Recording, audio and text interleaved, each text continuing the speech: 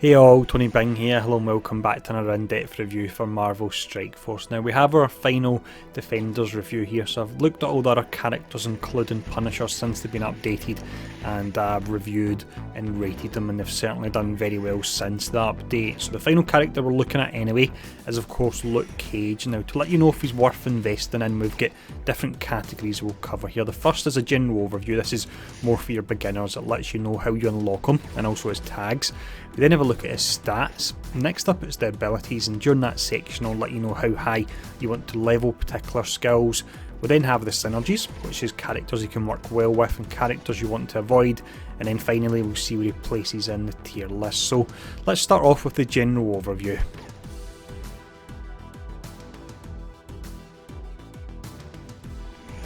Luke Cage then is the first protector class you actually get for the heroes in the game. You're given him very early, and he's actually a very easy farm as well. Now if we look at his tags, they are Hero, City, Bio, Protector and Defender. The most important one is the Defender tag because the remaining Defender characters really are pretty fantastic now, and they offer some pretty awesome synergies as well. Now in regards to farming them, as mentioned, nice easy farm here. You can get them from Blitz, that's always a fast farm for characters, and you can actually farm them as early as Heroes 3.3 as well. So there's a lot of options there if you are looking to level them up and get them starred up. Now what we'll do next, we'll have a look at his stats.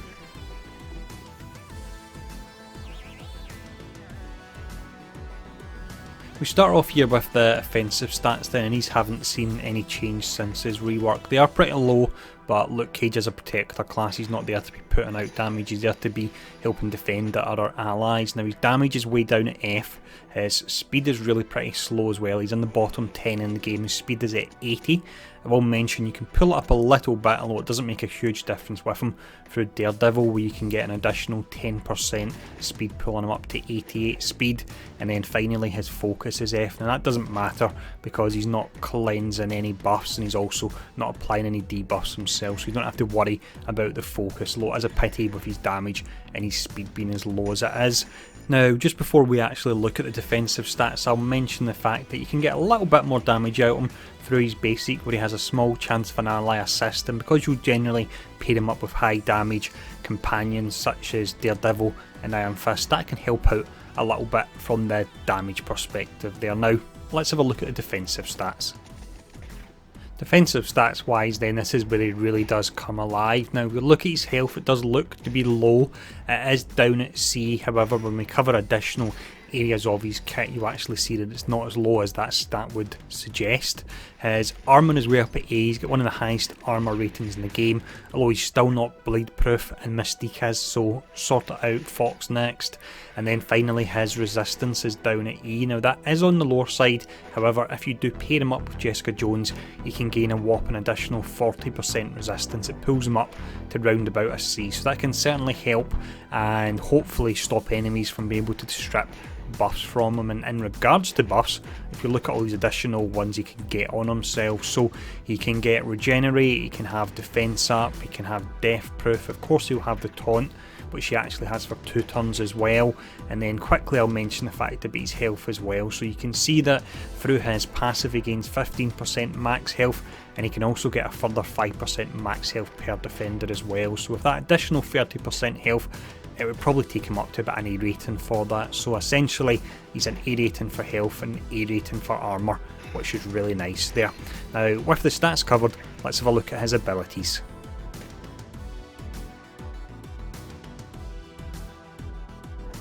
With the abilities here then, I'll show you the tooltip of each of them maxed out, but what I'll do when I talk over each of them as well, I'll let you know how high you actually want to level them up. Now the first one we look at, this is the passive. This hasn't seen any change since the rework, and it is relatively nice for what Luke Cage is, a protector class, but it is a bit boring. This is called Power Man. So with this you gain 5% max health per defender ally, so that's your additional 15% max health. You can gain 5% armour, which is really nice, bumping that even higher because the base amount is really high as it is. And then finally you can gain 15% max health as well. Now in regards to how high you want to take it, I would say take this one up to level 4. All you're losing from level 4 to level 5 is a ton of your orange ability materials and 5% max health, which isn't really going to make a massive amount of difference with him, to be honest. Certainly not worth the orange ability materials, so level 4 for this one. With the basic then, this has seen a slight buff since he's reworked, so it's called Beat Up. With it you have a 30% chance to apply assist now to a random hero ally. The part that's changed is that if that ally is a defender, they also gain a fence up, so if that goes on the likes of Daredevil, Iron Fist, that can be really nice there. With this as well, you attack the primary target for 330% damage. Now, Luke Cage isn't there to put out damage, he's there to protect, so personally I would actually say just take this one up to level 5 because he's really not doing that much damage with his base damage anyway, so save your purple materials and also your orange materials as well, so level 5 for this one. For the special we have his taunt move, so it's called Bring It On. It's 4 turns to charge and comes fully charged. Despite the fact it's fully charged and you generally taunt with tanks on the first turn, you don't want to do this with Luke Cage. The only reason you would really do this if you knew you had a really large single target hit coming up, one that could take out some of your other allies that may be a bit more on the flimsy side. Otherwise you would want to use the ultimate first. Now if you look at what the special does, you taunt for 2 turns, so that's really nice, and you also regenerate it for 2 turns as well.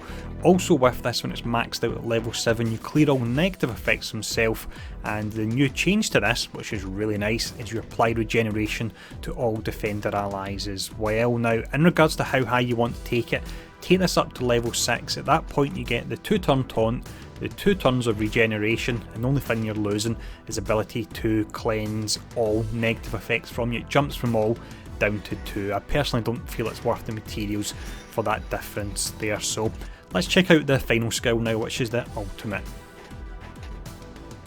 For the ultimate then, we have a skill that you would generally always use at the start of a fight, and you'll see why once we go through the description. So it's called Unbreakable, takes 5 turns to charge. Of course you can use it at the start of a fight.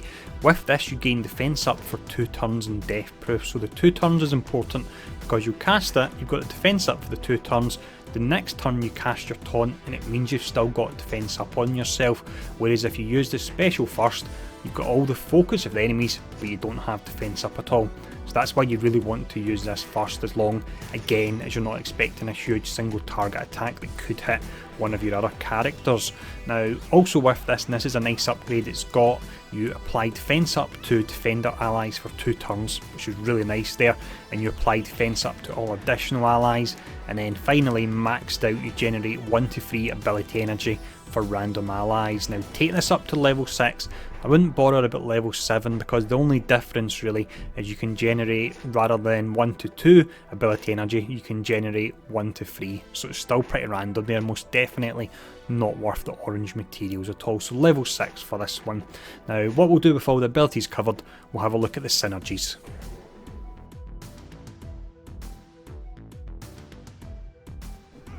When we look at characters that Luke Cage can work well with, here we don't have the largest list. First off, you have the defenders, and this is the team that I would say you want to run him with. You also have Miss Marvel. You can work pretty nice with her because she is almost a hybrid class. She's more of a brawler stroke protector, and he can add defense up to her, and that means she'll have their deflect, which is in her kit already, so she's got the 2 of them, which is a really nice combination.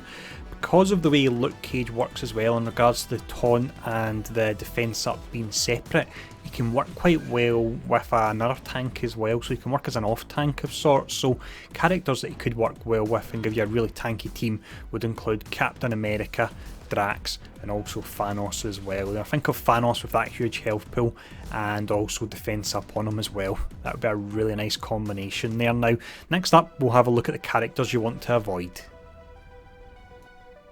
When it comes to characters you want to avoid, they fall into 2 categories here really. Firstly, you have characters that have a lot of piercing in their kit, so that would include the likes of Elektra, Hawkeye, Wolverine, Yondu, and also Black Panther.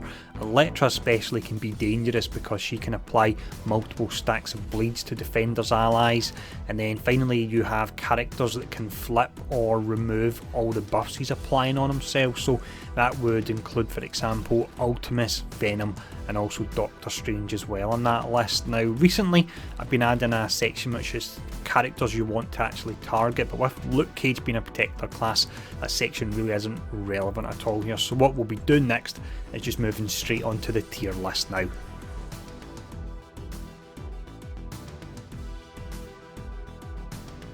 So with the last tier list, Luke Cage was actually rated as a high level 3 character, so that was prior to his rework. Now, when we look at characters here, we look at them on an individual basis. So some of the characters may look to be a little bit on the lower side, but you'll notice a number next to them, and that's the number of the tiers they jump up. And all the defenders so far have been pretty low on their own, but when you put them together, they really are incredible. And Luke Cage is exactly the same really. Now, if we look at his pros and cons, we'll look at the positives first. You've got the awesome special with the 2 turns of taunt, the double regeneration, and the applying regeneration to all defenders' allies as well. That's really nice. Now you've then got the double defense. It seems like everything in Luke Cage is just double really. So you've got the double defense, you've got the death proof he applies on himself, you've got the double defense up to defenders' allies as well, and then you've got the ability energy that he now generates on his ultimate as well. Finally, you've got his passive. I've not had any changes to this, but the 30% additional health alongside his high armor really does pull up his survivability. Now, if we look at his downsides, you've got the fact that he can be susceptible to characters that can flip or remove all the buffs he's applying on himself because his resistance is so low. However, pairing him up with Jessica and getting the extra 40% resistance can certainly help out there. And then you've got the issue I've always had with him, the fact that his special and his ultimate are almost fighting against each other in a way, because one of them's taunting early but you don't have the defense up, another one you're putting the defense up but you're not necessarily pulling all the aggro. So that's an issue I've always had with him, and I actually really hoped that with his rework they would have slightly changed it so he'd be like the shield protector character, in that when certain characters, specifically defenders, drop below a set amount of health, he would actually throw up taunt automatically. Because how many times when you've seen him in the comics or in programs does he jump in front of enemies and take all the damage himself? It's something he's known to do. Now, with that all in mind, I would say that he would be a high level 3 character still, but like the other defenders characters, it's through synergies, and specifically synergies with the defenders, that he really does excel. So I would say that he would jump up 4 spots, so that would take him to a low level and mega character. Now, because we're finished covering the defenders, I'm going to make a slight change to one of the ones I've done earlier on, but I'm not going to re-upload the video because it's not a huge change. So previously with Iron Fist he was a mid-level 3 character, and he would jump up 5 slots with synergies. That would take him to low level Omega. Haven't had time to actually upgrade his passive to level 5. The heal is incredible, and I would say that with a defenders team, how Iron Fist plays now, that I would actually have him jumping up as many as 6 slots. So I would say that if you dump him in with the defenders, he would actually be a mid Omega character. Really not that far off being a high Omega character, to be honest. He is that great. I'm actually farming a defenders team now. They're going to be my main raid team.